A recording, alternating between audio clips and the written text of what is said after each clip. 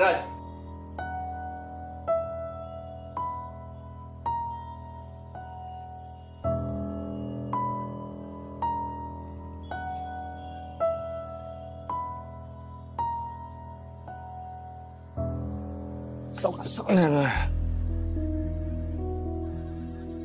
तू बायना म्हणताच निघालास.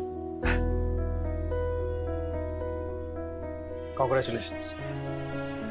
आणि खरंच खूप बरं वाटतंय तुला परत उभं राहिलेलं बघून. आणि हो, आज तू पुन्हा एकदा जादूची कांडी फिरवल्यासारखी केस पूर्णपणे फिरवून टाकलीस. आणि यू हॅव प्रूव्ड अगेन की तू माझ्यापेक्षा खूप पटीने चांगला वकील आहेस. विराज, हे बघ, आपल्यामध्ये स्पर्धा कधी सुरू झाली मला खरंच काही माहित नाही. आणि स्पर्धेचं काय असतं रे, ते काय कोणी जिंकतं कोणी हरतं. महत्वाचं असतं ते आपलं कॅलिबर ओळखणं. खरं तर माझी चूक झाली की एक गोष्ट मी तुला कधी बोलू शकलो नाही. तू खरंच खूप गुणी वकील आहेस. कॉलेजमध्ये असताना सगळेजण तुला तुझ्या वडिलांच्या नावाने ओळखायचे, पण तू कित्येक कॉम्प्लिकेटेड कॉन्सेप्ट सहज आत्मसात करायचंस हे मी स्वतः पाहिलंय. आणि तेव्हापासून मला तू एक वकील म्हणून तुझं कायम कौतुक राहिलेलं आहे. जेव्हा अतुलची केस वीक पडत चाललीये हे तुझ्या लक्षात येऊ लागलं, तू मला विरोध नाही केलास. तू खरं तर विरोध करू शकला असतास, पण तू शांत होतास. आणि मला माहिती की तुझा माझ्यावरती राग होता म्हणून माझ्या बहिणीची तू केस निवडलीस. पण ज्या क्षणी तुझ्या लक्षात आलं की तुझा अशील दोषी आहे आणि जर खरंच तू केस जिंकलास तर त्याचे परिणाम माझ्या बहिणीच्या आयुष्यावरती काय होतील हा विचार तू करू लागलास. आणि तेव्हा तू तुझी वकिली बाजूला ठेवलीस आणि एक माणूस म्हणून विचार करू लागलास. आणि मला कुठेच तू अडवलं नाहीस, मला तू विरोध केला नाहीस. त्यासाठी खरंच थँक्यू. ऑनेस्टली मला ह्याचं क्रेडिट देण्याची गरज नाही. तू ही केस तुझ्या स्किल्समुळे आणि तुझ्या हुशारीमुळे जिंकली. नाही विराज, नाही. हे बघ, तू माझ्या शेवटच्या आर्ग्युमेंटला तू विरोध करू शकला असतास, ही केस तू लांबवू शकला असतास, पण तू तसं केलं नाहीस. तू माणूस म्हणून खरंच खूप चांगला आहेस. आणि मला ही गोष्ट माहित होती, ज्या क्षणी तुला जाणवेल ना की हा अतुल दोषी आहे त्यावेळेला तुलाही वाटत राहील की मी केस जिंकावं. हे मला माहित होतं आणि बघ तसंच झालं. ते जाऊ दे. पण आता ना मला ही आपल्यातली स्पर्धा मला नकोय. मला असं वाटतं की आपण दोघांनी मिळून एकत्रित काम करावं ही मी आशा करतो. आणि तू वकील म्हणून नाही रे, पण एक मित्र म्हणून कायम माझ्या आयुष्यात असावं हीच माझी इच्छा आहे. तुला खरं सांगू, गेले 1-1.5 महिन्यापासून मी आयुष्यात पुन्हा एकदा ते थ्रिल अनुभवत होतो. तुला आठवतंय आपण कॉलेजमध्ये असताना एकमेकाच्या केसेसमध्ये हिरिरीने भाग घ्यायचो, एकमेकाच्या समोर उभं राहून आपण आपल्या केसेससाठी आर्ग्यू करायचो. ती गंमत, ते थ्रिल मी पुन्हा अनुभवलं. आय गॅरंटी यू की यानंतर माझी कोणतीही स्पर्धा तुझ्या समोर नसेल. डेफिनेटली. आणि एक तुझ्या फॅमिलीकडे बघून मला मगाशी रिअलाइज झालं की आयुष्यात जगण्यासाठी आणि जिंकण्यासाठी खूप गोष्टी असतात. आपली वकिली हा त्याचा एक छोटासा पार्ट आहे. आता मी त्या इतर गोष्टींवर कॉन्सन्ट्रेट करायचं ठरवलं. Good good. All the very best for that. Yes. पुन्हा एकदा कॉंग्रॅट्स. I take care. या यू टू, यू टू.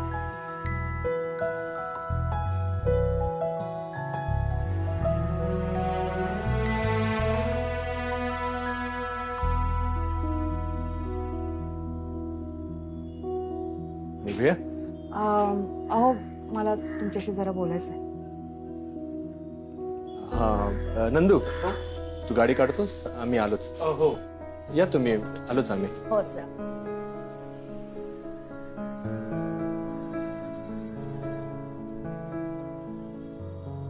काय झालं?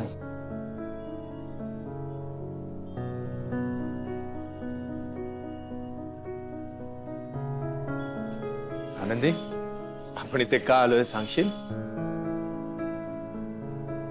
खूप दिवस झाले तुमची आणि रमाताईंची भेट झाली नाहीये. तुम्ही पण मला काही सांगितलं नाही. तुम्हाला त्यांना भेटायचंय, त्यांच्याशी बोलायचंय. त्यांनी मला काही सांगितलं नाही, काही निरोप दिला नाही तुमच्यासाठी. पण मला काहीतरी सांगायचंय. तुमच्या आजारपणात, वर्षाताईंच्या केसमध्ये मी तुमच्या पाठीशी खंबीरपणे उभे होते. पण मला साथ होती रमाताईंची. रमाताईंनी खूप मदत केली आहे मला. त्यांच्याशिवाय मला हे काही जमलंच नसतं. खरंच रमाताई, आज हे घडलंय ना ते फक्त तुमच्यामुळे.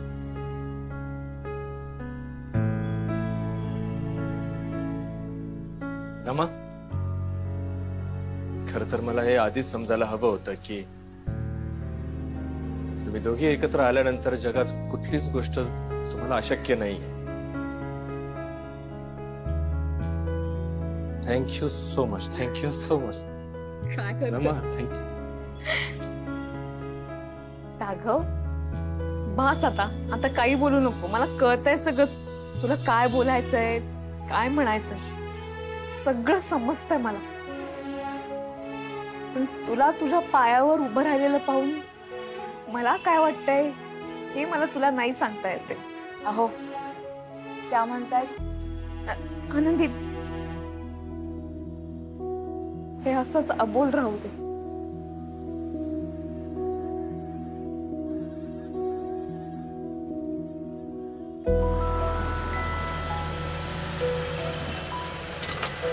दादा, आनंदी, चला चला, आपलं निघायला हवं.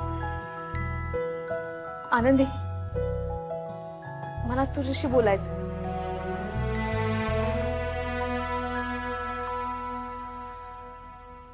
आनंदी, केसचा निकाल लागला तेव्हा सगळेच जण खुश होते. एक माणूस टाळ्या वाजवत होता. हो, तो माणूस काय असाच सुनावणी ऐकायला आलेला नव्हता. आपल्या मुलाचं कौतुक करायला आला होता. आपली मुलगी जाचातनं सुटली हे बघायला आला होता. म्हणजे ह्यांचे ते ओ, राघवचे वडील होते ते. आपल्याला दिसले होते. तो अतुलच्या बरोबर असलेला माणूस, त्याला शोधायला आपण गेलो होतो. त्यांनीच तर आपल्याला पत्ता सांगितला होता.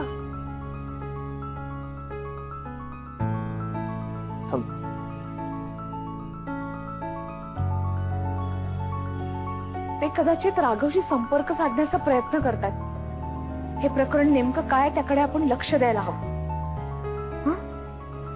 तुम्ही दोघे का थांबले तिथे? सगळे वाट बघतायत. निघायचं?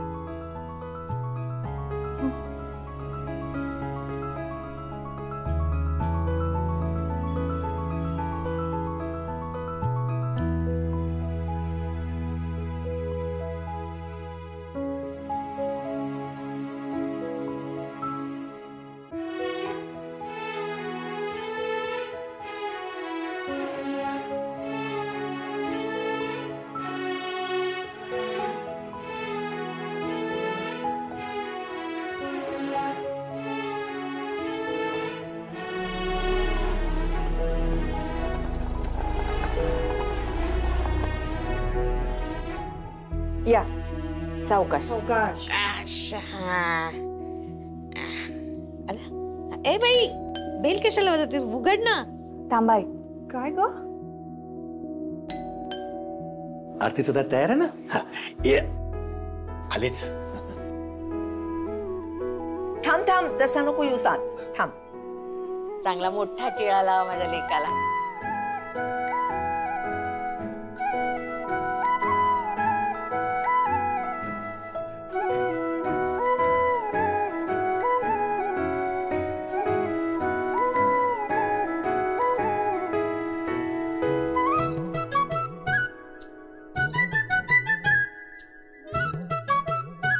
सावकाश. जपून जपून बाई ग, या सावकाश. घरातून बाहेर पडताना काय होईल याची शाश्वती नव्हती. पण राघवा, तुझ्यामुळे वर्षाची सुटका झाली रे त्या अतुलच्या जाचातून. बाळा माझा, माझं ग. राघव, तू कोर्टात बोलत होतास ना तेव्हा असं वाटत होतं की ज्या बायका आपल्या नवऱ्याचा जाच सहन करतात ना त्या सगळ्यांना न्याय मिळावा. आज तुला बघून असं वाटलं की प्रत्येक बहिणीला तुझ्यासारखा भाऊ मिळायला हवा. अरे तो अतुल जेव्हा वर्षाच्या अंगावर धावून गेला तेव्हा स्वतःला काय झालं याची पर्वा न करता बहिणीसाठी तू त्याच्या समोर उभा राहिलास. दादा, तुझ्यासारखा भाऊ प्रत्येक बहिणीला मिळू दे. थँक्यू दादा, पण I am really very sorry. Sorry कशाला? दादा, तुझा ऍक्सिडेंट झाला ना तेव्हा मला वाटलं नव्हतं की तू ही केस लढू शकशील म्हणून. तू म्हणालास दुसरा वकील बघू आणि मी सुद्धा तुझ्या होला हो म्हटलं, पण मला हे कधी कळलंच नाही की माझी केस तुझ्यापेक्षा जास्त चांगली कुणीच लढू शकत नाही. वर्षा, एक भाऊ आणि एक वकील म्हणून ही माझी सर्वात मोठी जबाबदारी होती तुला न्याय मिळवून देण्याची. फायनली आपण केस जिंकलोय तर सेलिब्रेशन हे व्हायलाच हवं. पार्टी तर व्हायलाच हवी, हो ना? करूया ना पार्टी. काय आपण असं करूया, घरातच काहीतरी छान खायला करूया. हा, नाही नाही नाही, मला तिथे घरात नको, आपण बाहेर जाऊया सगळेजण मस्त. नाही सुलक्षणाताई, अहो बाहेर नको जाऊया, घरातच जेऊया. अहो ही सुगरण आहे, आनंदी सुगरण आहे, मस्त जेवण करतील, आपण मस्त जेऊया. पाटकर, तुम्ही प्रत्येक अहो सुलक्षणाताई, तुम्ही मेथीची पचडी खाऊन बघा. मी काय म्हणतो, नाही मी काय म्हणतो, अहो नाही मी काय म्हणतो. आनंदी, माझी ही अवस्था सुधारण्याकरता तू खूप प्रयत्न केलेस. या केसमध्ये सुद्धा सगळे पुरावे साक्षीदार जमवण्यासाठी पण तू खूप मदत केलीस. एवढं काय त्यात? अहो बायको मी तुमची, कर्तव्य आहे ते माझं. आनंदी, बायको म्हणून तू तुझी सगळी कर्तव्य पार पाडत आली आहेस, पण तुझ्या उपकारांखाली मला असं नको ठेवूस. म्हणजे मी अगदी विचार करून बोलतोय की तुला जर पुन्हा पाटकरांकडे जाऊन राहायचं असेल तर माझी काहीच हरकत नाहीये, कारण तुझा राग, तुझा स्वाभिमान बाजूला ठेवून तू फक्त माझ्या ह्या अवस्थेमुळे माझ्यासोबत राहणं नको. म्हणजे माझ्यामुळे तुझ्या स्वाभिमानाला धक्का लागलेला मला चालणार नाही. तेव्हा राघव, काय बोलतोस तू हे? आनंदी, तू अजिबात याचं काही ऐकू नकोस. हा, ठीक आहे. ठीक काय ठीक? अगं आत्ता कुठे तुमचं जमायला लागलं एकमेकांशी? आनंदीप, आनंदीप, राघव काय केलंस तू हे? राघवा, आम्हाला काही कळत नाही बाई. घरी खायचं का बाहेर जायचं जेवायला आहे? आणि यांचं एक वेगळंच, माझं एक वेगळं.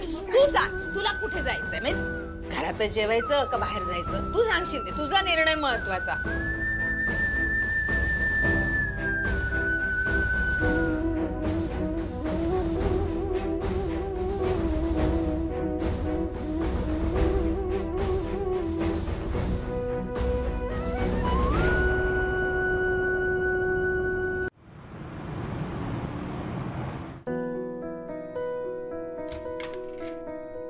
काय हो, राघवने अतुलला चांगलाच धडा शिकवला आज. आता भोग म्हणावं आपल्या कर्माची फळं. हो ना, डोक्याचं एक टेन्शन गेलं. मग काय तर. आनंदी, अगं तू अचानक इकडे निघून आलीस. आम्ही वर तुझी वाट बघत होतो. तो नंदू आपल्याला आईस्क्रीम खायला घेऊन जाणार होता, पण मी म्हंटल तू नाहीस तर मग आपण नंतर कधीतरी जाऊया. पण पोरगा चांगला आहे, म्हणजे वर्षासाठी विचार करायला काही हरकत नाहीये. हो हो. बाबा, ऐक, जरा बोलायचंय तुमच्याशी. हा बोल ना. तुम्ही बसा. बाबा,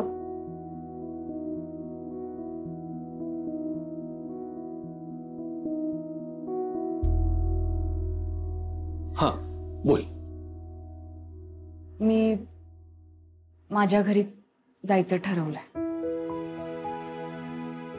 काय यांना आपण हॉस्पिटलमधून घरी घेऊन आल्यापासून त्यांची काळजी घेण्यात सगळेजण इतके व्यस्त होते की आपल्याला एकमेकांशी बोलायला वेळच नाही मिळाला. पण आई, बाबा, एका गोष्टीची खात्री मला पटली. माझं आयुष्य यांच्याशी बांधलं गेलेलं आहे. ह्यांच्याशिवाय नाही राहू शकत आणि ह्यांच्यासोबत सुखी असेल मी. बाबा, कदाचित तुम्हाला माझा निर्णय पटणार नाही, पण नाही आनंदी, तुझा निर्णय हा तुझा निर्णय आहे. तुला जे वाटतंय, जे पटतंय ते तू कर. आनंदी, हा तुझा संसार आहे आणि तुम्हाला दोघांना एकमेकांची सोबत हवी. तुम्ही दोघांनी मला नेहमी सांभाळून घेतलं, समजून घेतलं. माझ्यावर आबा जेवढं प्रेम करतात ना, तेवढंच प्रेम तुम्ही दोघंही करतात. खरंच किती नशीबवान आहे मी. आनंदी, तू आमची मुलगीच आहेस आणि हे तुझं माहेर आहे हे अजिबात विसरू नकोस. आज तू तुझ्या घरी जातेस ना, यात आम्हाला आनंदच आहे, पण तुझ्या माहेरी तू हक्काने येत जा.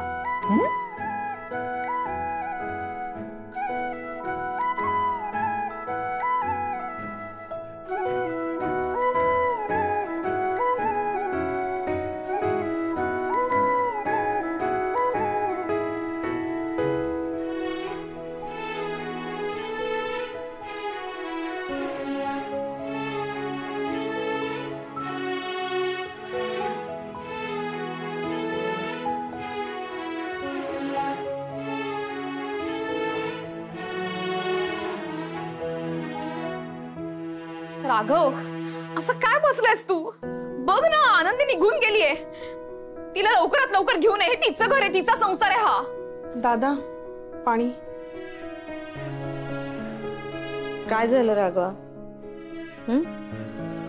बोलशील की नाही? कुठे गेली आनंदी? काही झालंय का तुमच्यात? बोल ना. हे राजा, असं विकोपाला जाऊ देऊ नका. कुठलीच गोष्ट मी सांगून ठेवते, परत मला कोर्टाची पायरी चढायची नाहीये. आई, काय बोलतेस? जरा शांत हो.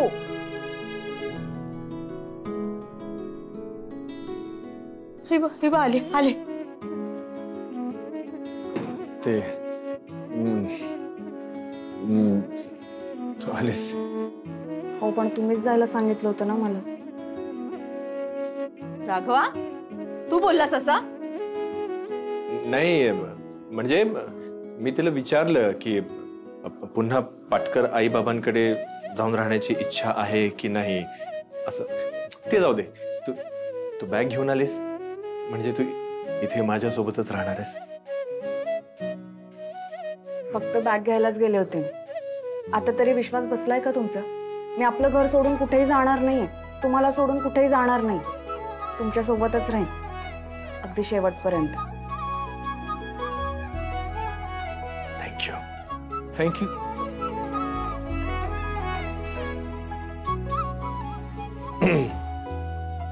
नाही, म्हणजे मला असं मगाशी जे बोललो ना, म्हणजे ते मला असं वाटत होतं विचारावं एकदा. ते जाऊ दे, पण नाही आनंदी, मला तू इथेच हवी आहेस माझ्यासोबत कायम. हो, राहावंच लागेल.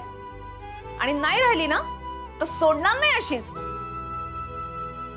आली ग, आली माझी आनंदी परत आली. आता नाही जायचं कुठे.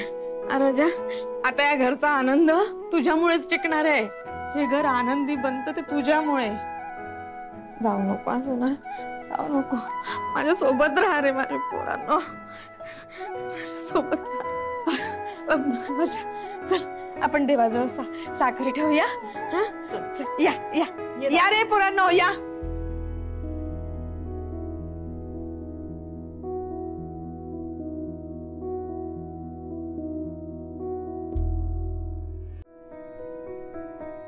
आनंदी, तुझ्या आबांसारखं गाऱ्हाणं नाही बे घालतायत मला, पण देवाने एवढी कृपा केली आहे माझ्या घरावर, त्याचा आभार शब्दात तर मानायलाच हवेत. देवा बाप्पा, माझ्या आनंदीला राघवला एकत्र आणलंस, माझ्या पोरीवरचं संकट दूर केलंस. किती आभार मानू तुझे. अशीच कृपा दृष्टी ठेव रे बाबा. आनंदी, आज तुझ्यामुळे इतक्या दिवसांनी या घरात हा आनंदाचा क्षण आलाय. इतकं सगळं होऊन सुद्धा तू खंबीरपणे उभी राहिलीस, म्हणून राघव त्याच्या पायावरती उभा आहे. तुझ्यामुळे झालं हे सगळं. तुमच्यामुळे झालं हे सगळं शक्य. बाप्पामुळे हे सगळं शक्य झालंय. बाप्पा, एवढ्या मोठ्या संकटात आम्ही खंबीरपणे उभे राहू शकलो फक्त तुझ्या कृपेमुळे. असाच आमच्या पाठीशी उभा राहा कायम.